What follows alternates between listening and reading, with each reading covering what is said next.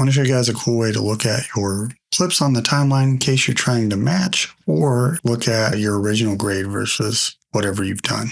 So here we are on the color page. We got our original on the left and our altered clip on the right. If I hit Command D, you can see they match up. So let me show you how to do this. Next to our image wipe, which I'm sure we've all seen, if you have your gallery loaded and you double click, you have your image wipe you could compare, and that also split screens your waveform. But next to it here, we have split screen. We click on split screen, we get this drop down menu and we have all these options. One of the cool ones is versions and original, which is what we're looking at now. So now we have our original on the left, like I showed you, and whatever version we made on the right.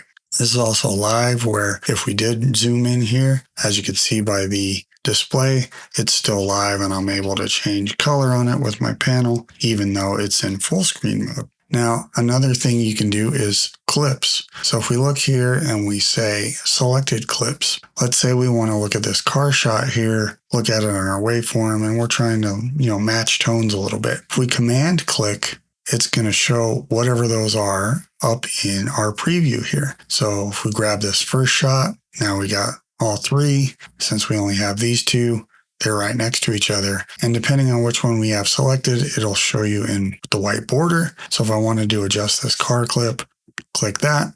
If I wanted to adjust this overhead shot, click that. And as you can see with our waveform, we have a split screen of the image on the left is on the left side of our waveform, and this image is on the right. So it kind of shows you exactly what you're seeing. So if you wanted to start manipulating this shot to look a little closer, you got a nice side by side. You can still zoom in and things like that and use your color panel. A few different ways you can look at your clips in your timeline and your original.